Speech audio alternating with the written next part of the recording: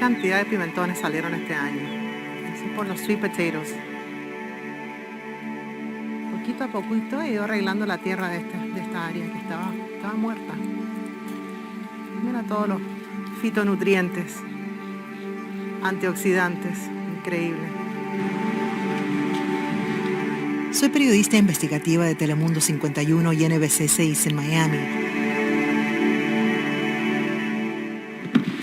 Por más de una década he ayudado a la comunidad hispana a recuperar su dinero, pero ahora tenía la oportunidad de ayudarlos a recuperar algo más valioso, su salud. Por eso cuento mi historia. Nos dijo que tenía licencia, algo que el departamento asegura no es cierto. Luego nos pidió que nos fuéramos. So are you planning to pay Alexander Hernandez? Yes, of course, yeah. It's been months since the hearing officer told you have to pay him. Tengo uno de los trabajos más estresantes de la televisión. Tal vez eso contribuyó a lo que me terminó pasando. En el 2017 me diagnosticaron con Sjögren's, una enfermedad autoinmune, luego que pasé más de 2 años con muchos dolores en las articulaciones, los ganglios inflamados y una fatiga, pero inexplicable. Habían días que no me podía levantar. Tenía 42 años y el médico que se tardó tanto en diagnosticarme me había estado diciendo que era parte de ponerse vieja. Él tenía más de 60, pero me estaba llamando vieja a mí. La reumatóloga a la que me refirieron inmediatamente me comenzó a dar esteroides para controlar los brotes o flares y medicamentos para inhibir el sistema inmunológico. O sea, desactivar el mecanismo regular que tenemos para protegernos de enfermedades, porque el mío estaba haciendo lo opuesto, me estaba atacando. Me sentí más fuerte por un rato, cortesía de los esteroides, pero los efectos secundarios no se hicieron esperar.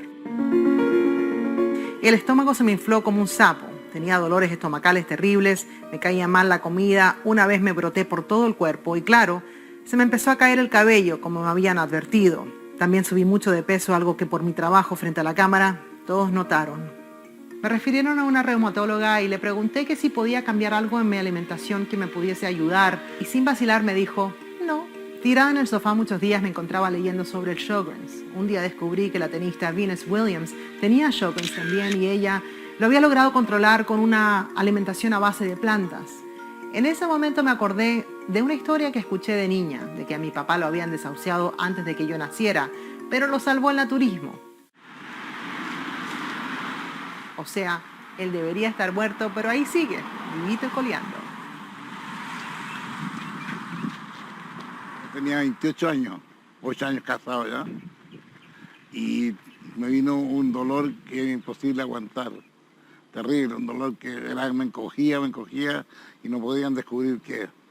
Entonces me internaron en la clínica, me tenían que poner calmantes en las piernas que no me podía mover, me clavaban los calmantes en las piernas para poder aguantar el dolor y no podían descubrir qué era. Entonces sí, los médicos quisieron hacer una operación exploratoria.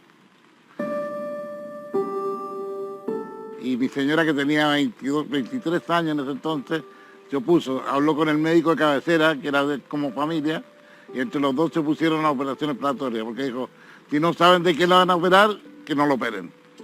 Cuenta que los médicos creían que tal vez tenía una pancreatitis aguda con necrosis en la cola del páncreas, pero no estaban seguros. En ese entonces mi abuelita, la mamá de mi papi, quiso internarlo en un hogar naturista para ver si lo podían ayudar. Hablaron con el doctor del naturismo y dijeron, no, está desahuciado, no lo voy a recibir para que tenga que morir aquí. Entonces empezaron a hacer en la clínica el tratamiento naturista. Eso consistía en una alimentación a base de plantas y tratamientos naturales para bajarle la fiebre. Empezaron a hacerme la cataplasma, las frotaciones, la comida de fruta y verdura. Y cuando ya empezó a bajarme la fiebre, lograron que en el hogar me recibieran. Me recibieron en el hogar de Vida Natural y estuve un mes ahí. Pero empecé a sentirme cada día mejor. Cuando ya en un mes salí, pero como nuevo. ¿Qué le daban de comer, papi? Bueno, los primeros días fue pura fruta. Después vinieron verdura cruda. Y después ya venían fruta y verduras cocidas. Desde entonces, mi papi ha usado el naturismo como remedio. Cada vez que me siento mal, me pongo naturista. Pero admite que su afición por los típicos asados chilenos y comida árabe le fueron pasando la cuenta a través de los años y ahora vive con diabetes tipo 2 y hace 10 años le hicieron 2 bypass al corazón.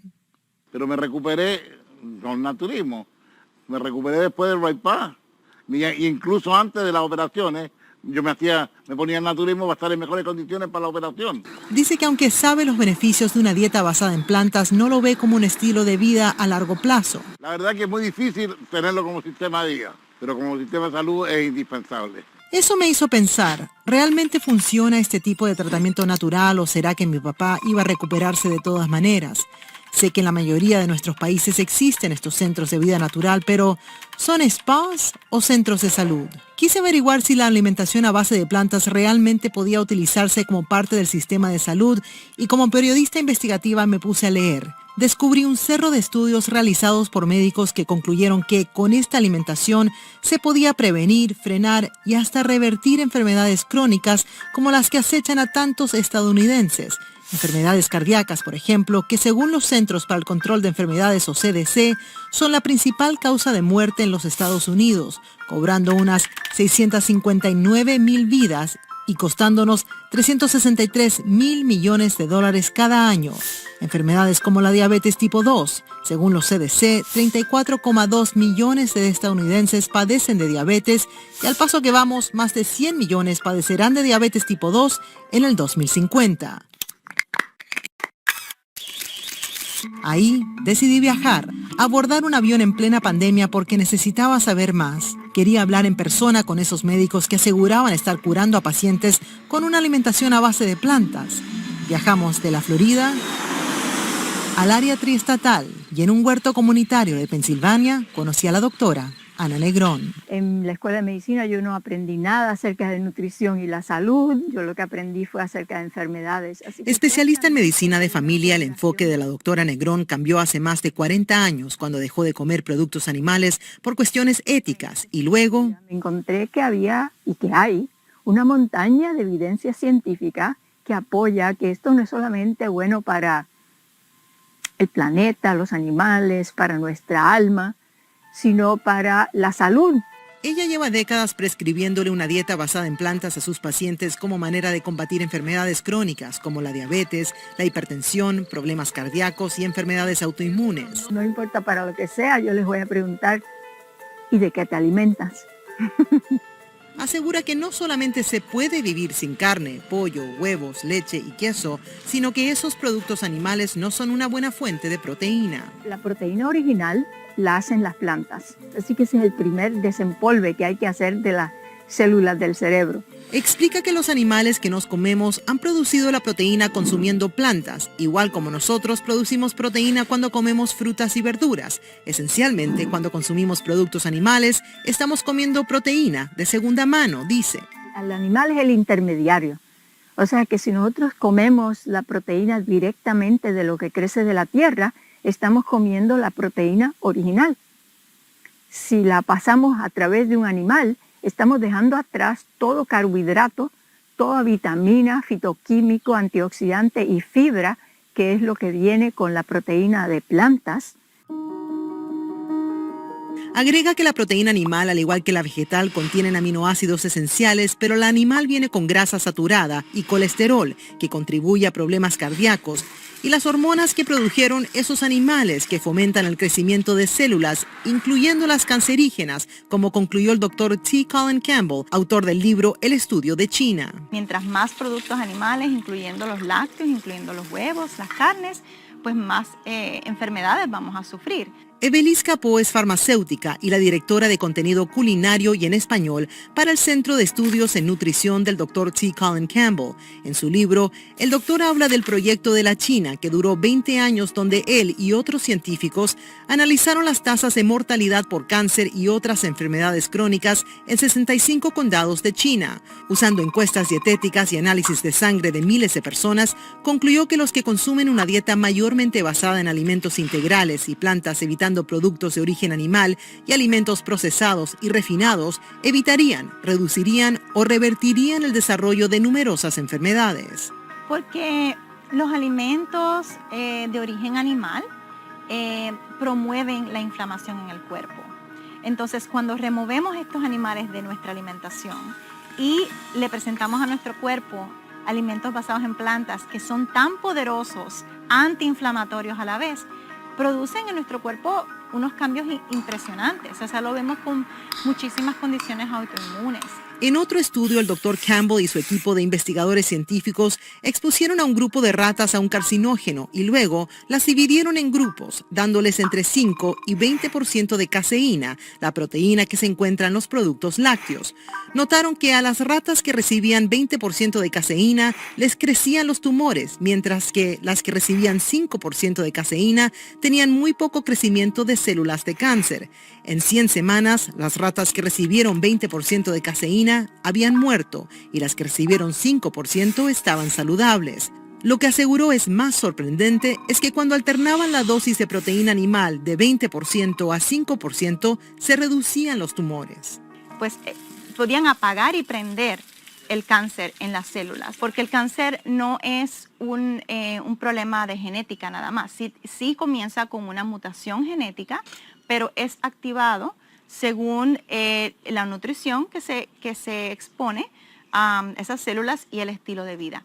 Pero estamos hablando de la proteína que se encuentra en la leche, el queso, cosas que nos han dicho fortalecen los huesos. ¿Cómo conseguimos entonces el calcio y la vitamina D y todo lo que uno necesita para crecer si no consumimos leche? Todos los alimentos a base de plantas nos proveen la proteína, el calcio, el hierro, o sea, todos los nutrientes que necesitamos para mantenernos saludables. Buscando en la base de datos del Departamento de Agricultura estadounidense, encontré que 100 gramos de brócoli, por ejemplo, tienen mucho más calcio que 100 gramos de leche entera. En cuanto a la vitamina D, resulta que nuestros cuerpos la producen naturalmente cuando estamos al sol, en cambio a la leche se la agregan.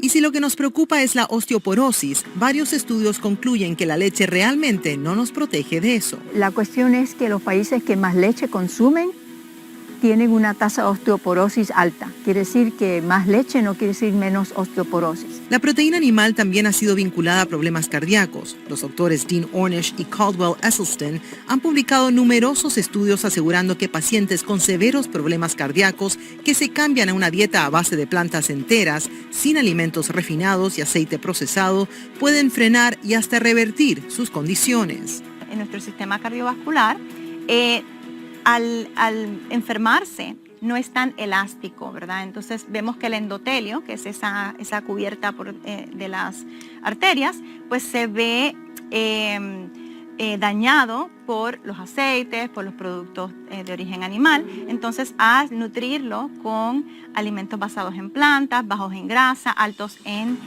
nitratos, que en el cuerpo pues se convierten a óxido nítrico, pues nos ayudan a dilatar esas arterias. Yo he tenido la oportunidad de ver pacientes que han estado en 3 medicamentos para su enfermedad cardiovascular y en cuestión de semanas ver cómo han disminuido sus medicamentos simplemente con esa alimentación.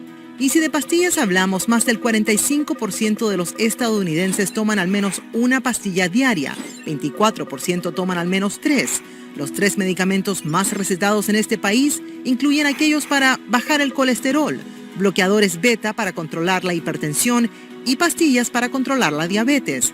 La idea es controlar los síntomas, no la causa de la enfermedad, dice la doctora Negrón. Pero realmente se ha ido por la parte más económicamente viable, en la que tratar las enfermedades, tratar los síntomas, se ha hecho mucho más fácil, no solo lucrativo, sino más fácil, porque fíjese, no es todo la farmacéutica, es que si yo le digo a un paciente que me viene con dolor de articulaciones o que me viene con pues, colesterol elevado o diabetes, y yo le digo, debemos de hablar acerca de cómo cambiar tu alimentación para que tu cuerpo se pueda mejorar. Al final de la conversación me dice, ¿y qué pastilla me quiere dar para que se me alivie todo esto? Eso encontré en poco tiempo que estaba tomando por lo menos 10 o 12 medicinas al día para no solamente manejar la enfermedad, pero también los efectos secundarios. La doctora Sarai Stanzik estaba haciendo su residencia médica en un hospital de Nueva Jersey cuando pasó de ser doctora a paciente. Sucedió en 1995, cuando estaba de guardia en la sala de emergencias y unidad de cuidados intensivos una noche. Como a las 3 de la mañana encontré una ventanita para poder acostarme un ratito para descansar. Llegué al cuarto, el minuto que mi cabeza tocó la cama, me dormí, así de pronto. Como más o menos 30 minutos después me llamaron otra vez la enfermera para otro problema en el cuarto de emergencia y cuando fui a pararme, la cosa más extraña que uno puede imaginar, las piernas no las sentía. Me meten en esta máquina y estoy por 2 horas y no sé si conoces el MRI, pero la bulla que hace y me siento el corazón y me están diciendo no te muevas. Y el minuto que salgo para afuera, estoy esperando afuera y oigo el radiólogo decir, buscan los estudiantes de medicina, los residentes, que esto es un clásico caso de esclerosis múltiple. Esa fue la manera en que me enteré. La esclerosis múltiple es una enfermedad autoinmune que afecta al cerebro y el sistema nervioso central. Ocurre cuando el sistema inmunológico, en vez de protegerte, te ataca, dañando la cubierta protectora de las neuronas. No se sabe la causa, no tiene cura y muchos pacientes terminan perdiendo movilidad. Entonces vino el médico principal a mi cuarto y el neurólogo. Él me dijo, Sarai, tienes bastante daño en el cerebro. Me dijo que tenía suerte porque en ese tiempo el FDA había pasado la primera medicina para esclerosis múltiple. Esa fue la primera, que se llama Betaseron. Y me dijo, esta medicina es muy importante que la empieces porque si no haces nada, puedes estar segura que en 10 o 20 años vas a estar en una silla de ruedas. ¿Qué edad tenías tú? Había cumplido 28 años la semana antes de ese momento. Cuenta que como médico confió en la ciencia y siguió las instrucciones del especialista, quien le dijo que tendría que inyectarse diariamente para el resto de su vida, y la medicina tenía posibles efectos secundarios que incluían fiebre, escalofríos, dolores musculares, insomnio y depresión. Pese a estar tomando este medicamento, tu estilo de vida se deterioró. Sí, porque lo que pasó es que la medicina me dio tantos efectos secundarios que el médico me dio medicinas para tratar esos efectos secundarios. No podía dormir, me dieron medicina para dormir. Cuando no me podía levantar por la mañana, me daban medicina para levantarme.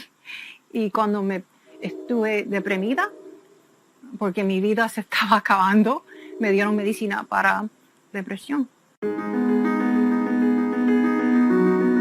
Pero pese a todo eso, comenzó a perder movilidad y depender de un bastón para desplazarse en el hospital donde ahora ejercía como especialista en enfermedades infecciosas. Fue ahí que en el 2013 tropezó con un estudio que hablaba de los supuestos beneficios de los arándanos en pacientes con esclerosis múltiple. Y yo pienso, wow, no puedo creer que alguien hizo un estudio tan estúpido, ¿eh?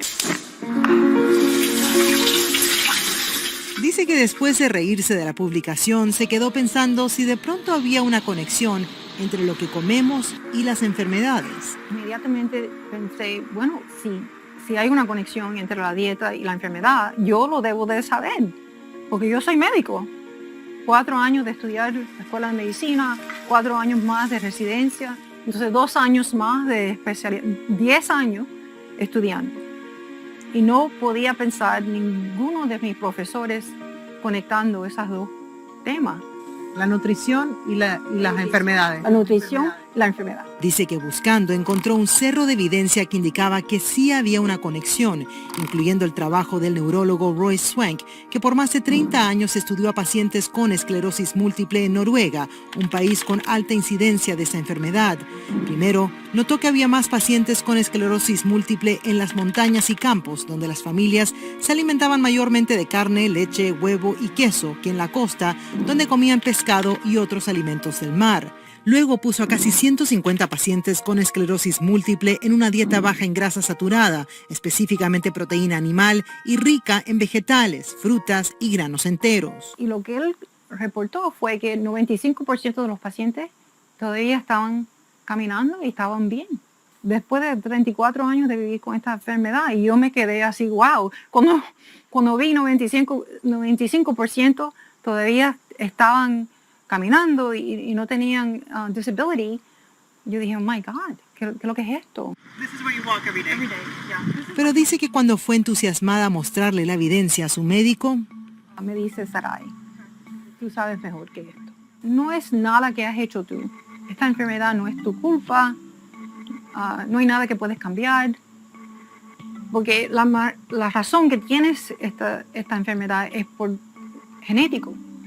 Y eso no es algo que uno puede cambiar.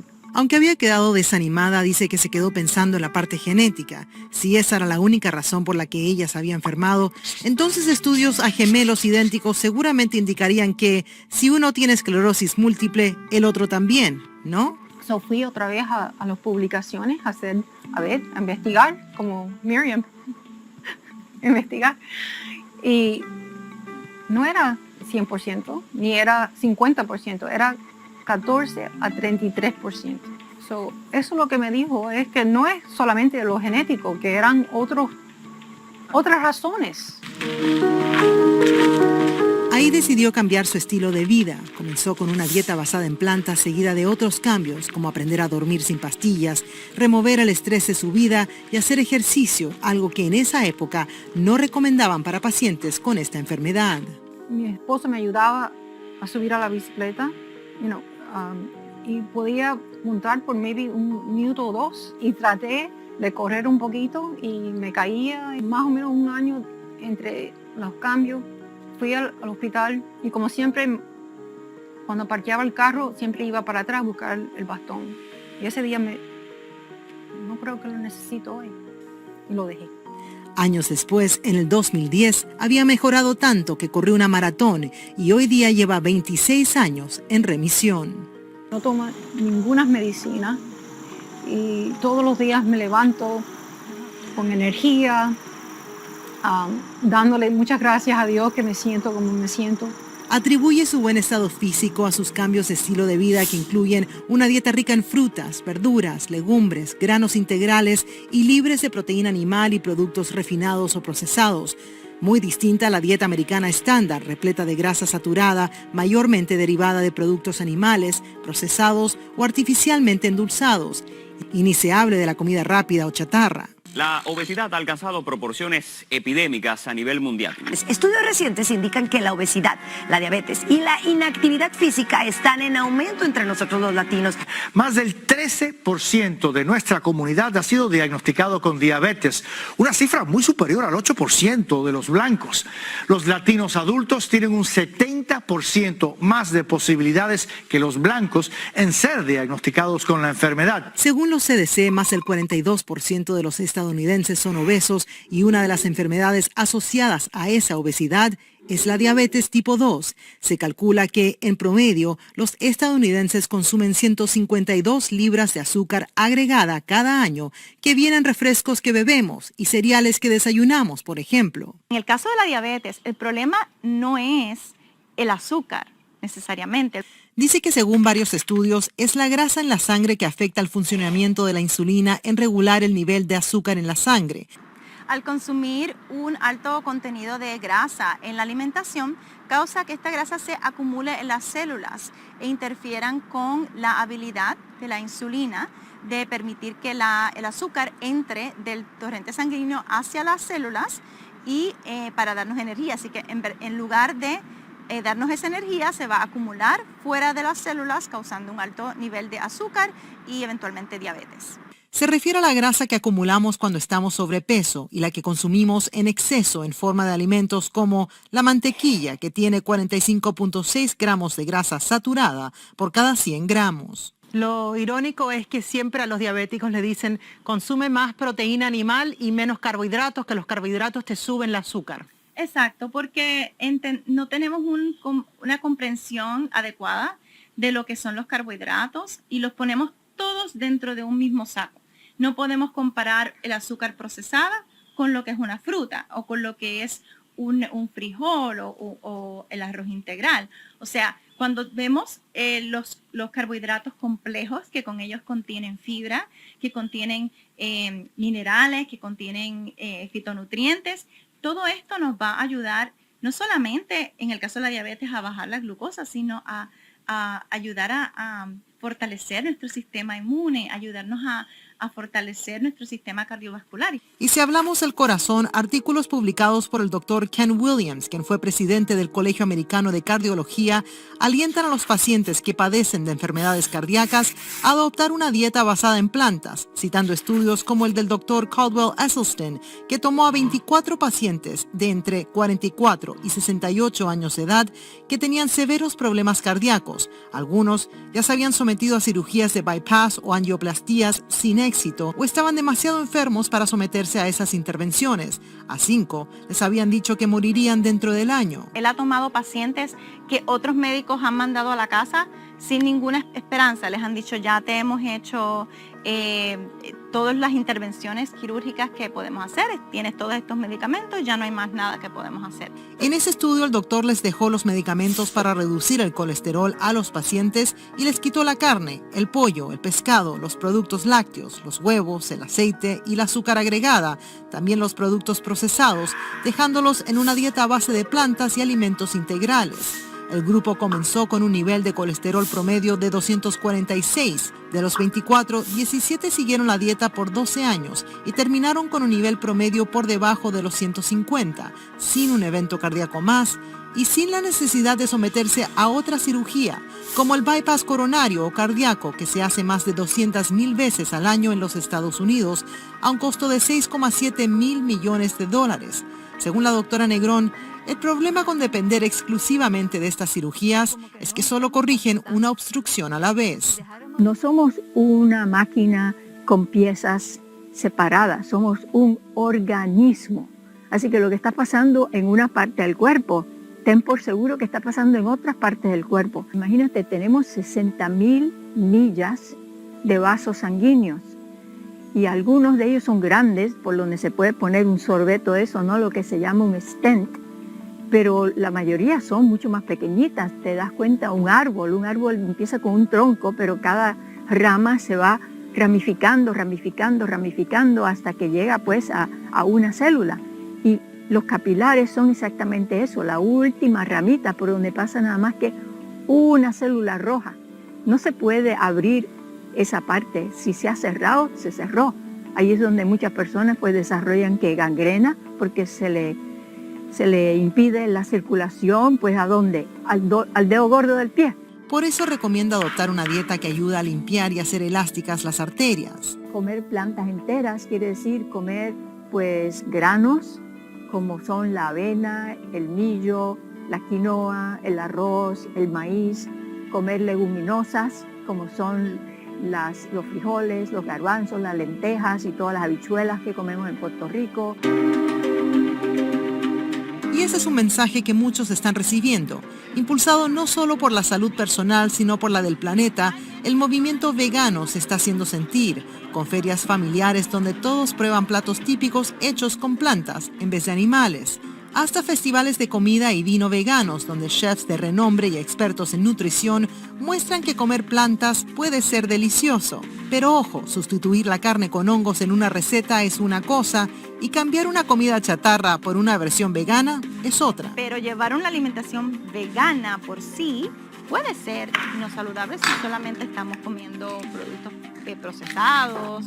O, por ejemplo, el de llevar una dieta vegana te dice solamente lo que no estás consumiendo, te dice que no estás consumiendo nada de origen animal, pero no necesariamente te dice lo que sí debes estar consumiendo. Por eso es que decimos llevar una dieta vegana de alimentos sin procesar. A medida que leía los estudios y entrevistaba a médicos, iba entendiendo. El poder curativo, desinflamatorio y regenerativo estaba en las plantas.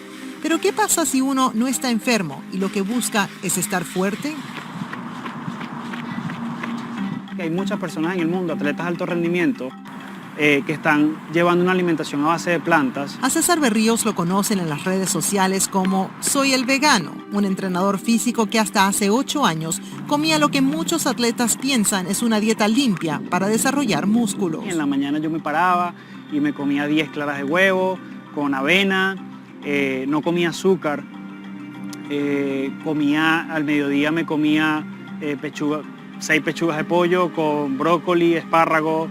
Después media tarde me tomaba un shake de proteína, en la noche comía espárragos con pollo de nuevo. Pero eso cambió en el 2014. Hace 8 años me diagnosticaron con espondiloartritis seronegativa. Esa fue la primera condición de la cual fui diagnosticado. Y bueno, nada, los médicos me decían que era una enfermedad degenerativa, donde mi sistema inmunológico se atacaba por sí mismo. La espondiloartritis es un tipo de artritis que ataca la columna y en algunas personas las articulaciones de brazos y piernas. Se empezó a deteriorar mi estilo de vida, empecé a caminar de manera muy, con mucho dolor, comencé a sufrir muchísimos dolores musculares, muchísimos dolores en las articulaciones, no podía ir al gimnasio, no podía ir de fiesta porque me dolía la cadera. De hecho me decían punto y coma porque yo caminaba así.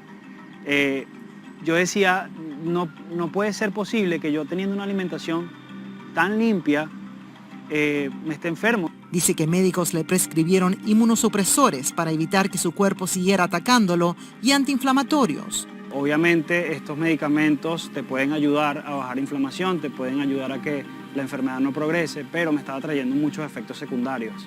Estaba perdiendo el cabello, estaba teniendo úlceras en toda la boca, toda mi boca estaba llena de úlceras. Cuenta que su vida deterioró tanto que hasta pensó quitársela. Fueron unos cuantos meses de los cuales estuve de verdad que con una depresión porque era terrible el dolor, terrible la angustia y lo peor aún era que médicamente no tenía ninguna respuesta positiva. Simplemente me decían, es algo con lo que tienes que aprender a vivir. El pronóstico era básicamente que probablemente yo me hice esta pregunta, a los 40 años voy a estar en una silla de ruedas porque era crónica, o sea, la inflamación era un dolor bastante fuerte. Pero buscando dice que encontró médicos recetando jugos verdes para bajar la inflamación y un doctor en su natal Venezuela fue un poco más allá. Él me dijo, quítate la leche, quítate la carne y quítate el pollo. Y yo ¿cómo así? ¿Y la proteína? ¿Y cómo me alimento? Y él me dice, todos esos alimentos son inflamatorios. La leche te está causando inflamación, la carne te está causando inflamación y tu cuerpo está luchando con 2 inflamaciones, la de tu enfermedad y la de los alimentos que te estás metiendo. Admite que lo pensó loco, pero eventualmente decidió probarlo. Y empecé a tomar jugos verdes todas las mañanas. Todas las mañanas yo me tomaba mi jugo de espinaca, kale, celery, jengibre y cúrcuma. Me sabía horrible, yo no podía, yo decía, wow, esto es horrible, no sé si prefiero las pastillas o esto. Y al mes yo sentía que estaba menos inflamado, menos hinchado. Y yo dije, ya va, espérate, esto está funcionando. Bueno, ¿qué tal si ahora me quito la carne roja y me quito el pollo? A los 6 meses estaba completamente sanado, no tenía inflamación, me hice estudios médicos y el doctor me preguntó, ¿qué estás haciendo? Yo le dije, cambiar la alimentación, me dijo, síguelo haciendo. Y ahí empecé a estudiar más y a aprender más y a entender cómo realmente funcionaba mi cuerpo, cómo mi cuerpo tenía la capacidad de regenerarse. Y yo dije, pues vamos a darle la oportunidad a mi cuerpo a que se sane. Ahora César promueve la alimentación a base de plantas no solo como una manera de sanar el cuerpo, sino que como parte de un régimen de entrenamiento físico. Una de sus metas es desmentir la idea de que para aumentar masa muscular se necesita consumir altas cantidades de proteína animal. Nosotros tenemos una asociación de la proteína que solamente viene de origen animal y esa es la que nos va a poner grandes y fuertes. Y en mi caso terminó siendo todo lo contrario, en mi caso terminó poniéndome viejo y débil. Es como una fijación que tenemos en este macronutriente que es la proteína y es el menos que tenemos que preocuparnos. En realidad lo único que necesitamos consumir de proteína es de 8 a 10% de las calorías diarias. Y eso lo consumimos en una alimentación basada en plantas fácilmente ya para el almuerzo, lo hemos consumido. De acuerdo con la Academia de Nutrición y Dietética de los Estados Unidos, comer proteína no equivale a músculos grandes. El crecimiento muscular es un proceso complejo que se basa en el consumo adecuado de proteínas y calorías, las hormonas que produce el cuerpo, incluida la hormona del crecimiento humano y la testosterona, y una dosis saludable de actividad física, dicen. O sea, si miras a tu alrededor, todo el mundo come mucha proteína. Yo creo que si todo el mundo come tanta proteína, de hecho exceden los requerimientos básicos de proteína, yo vería puros atletas de alto rendimiento, yo vería puras personas fuertes, y no es así. Yo lo que veo es personas con obesidad, personas con un montón de enfermedades crónicas. Según la Academia de Nutrición, lo que sí pasa cuando haces ejercicios es que destruyes algunas células de tus músculos y la proteína ayuda a reparar ese daño, pero no se necesita tanta como pensamos y no necesita ser de origen animal. Recomiendan que uno consuma 0.36 gramos de proteína por libra de peso, o sea, una persona que pesa 165 libras debe consumir 60 gramos de proteína diaria. Sin embargo, los estadounidenses consumen casi el doble, algo que algunos médicos dicen impacta negativamente a los órganos que la tienen que procesar. Es fuerte para el sistema, para nuestro hígado, para nuestros riñones. Y si eres un superatleta y necesitas reponer más proteína, encontramos que algunas fuentes vegetales tienen hasta más que el animal. Según la base de datos del Departamento de Agricultura, 100 gramos de frijoles negros contienen 24.4 gramos de proteína, aparte de fibra y minerales, mientras que 100 gramos de carne contienen 22.7 gramos de proteína. No tiene fibra, pero sí colesterol. Con cada plato de avena, con cada frijol, viene suficiente proteína para ese músculo. Lo que necesitamos es carbohidrato para hacer el trabajo. Los veganos también podemos ser grandes, fuertes y hacer todas las actividades que hace una persona que come carne. Es que hay muchos atletas hoy en día que están llevando una alimentación a base de plantas y lucen increíbles. Yo quisiera lucir como ellos. Y es porque sencillamente están entrenando de una manera enfocada a crecer masa muscular. Dice que la alimentación a base de plantas le ha permitido entrenar más seguido. Cuando tú consumes vegetales y consumes frutas, al otro día vas a tener mucha mayor facilidad para entrenar porque no hay tanta inflamación. Entonces la recuperación es excelente. César dice que con la supervisión de su médico dejó las pastillas y ahora solo consume vitamina B12. La vitamina B12 sí la recomendamos porque no es porque la alimentación basada en plantas no sea la óptima para nuestro cuerpo. Es que antes, cuando estábamos en la naturaleza y consumíamos las plantas con un poquito de sucio, consumíamos el agua con su bacteria, la vitamina B12 lo produce bacteria. Y los animales lo tienen porque están en la naturaleza y por la bacteria que se produce lo produce en sus intestinos. Las personas que comen carne o productos animales, pues están consumiendo esa vitamina B12 que está en la carne. Usted no está diciendo que la gente deje de tomar sus medicamentos. Oh, no. Yo soy médica alopática, o sea que tradicional en el sentido de mi desarrollo y mi educación. Lo que quiero es que lo usemos pues de manera juiciosa. Si alguien viene con diabetes, si alguien viene con hipertensión o con alguna enfermedad, la medicina se puede y se debe usar como un puente, pero no como el punto final.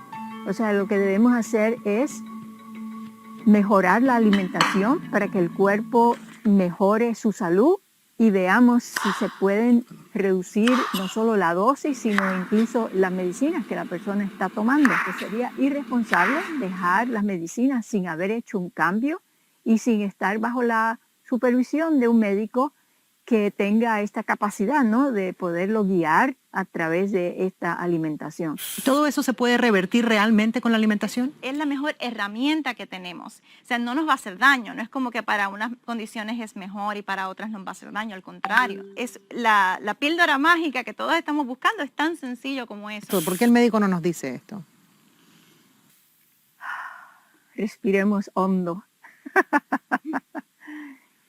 Bueno, la educación médica está muy atada a la farmacéutica. Médicos no hablan de la importancia del estilo de vida y no es porque no lo quieren hablar, es porque no se lo enseñan en la escuela de medicina. A los médicos y a los profesionales de salud no se les enseña acerca de la nutrición. Pero eso está cambiando. Cientos de profesionales de la salud, al igual que entrenadores como César Berríos y quienes quieren saber más, están tomando cursos de nutrición a base de plantas como el certificado que ofrece el Centro de Estudios del Dr. T. Colin Campbell a través de la Universidad E. Cornell. O sea, lo que más me llamó la atención fue ver doctores con tanto prestigio a nivel mundial promoviendo una alimentación a base de plantas.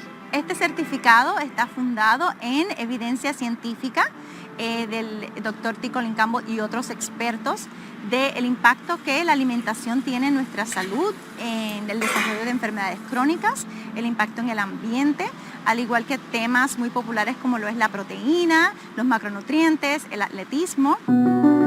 Después de ver la ciencia detrás de este estilo de vida, decidí ver si realmente funcionaría en mí.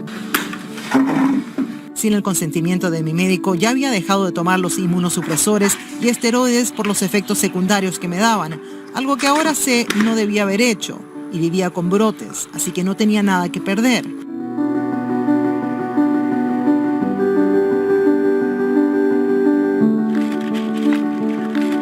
Comencé dejando la proteína animal y 2 semanas después tuve un examen de sangre de rutina y los triglicéridos me habían bajado de 239 a 138, algo que nunca pensé sucedería porque me habían dicho que era hereditario.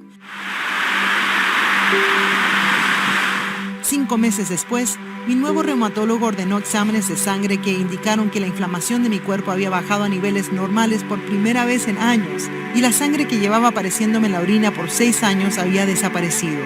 Los dolores en las articulaciones se me habían ido, ya en vez de fatiga debilitante tenía energía nuevamente y comencé a bajar de peso. Viendo que eso estaba funcionando, agregué otros componentes de la medicina de estilo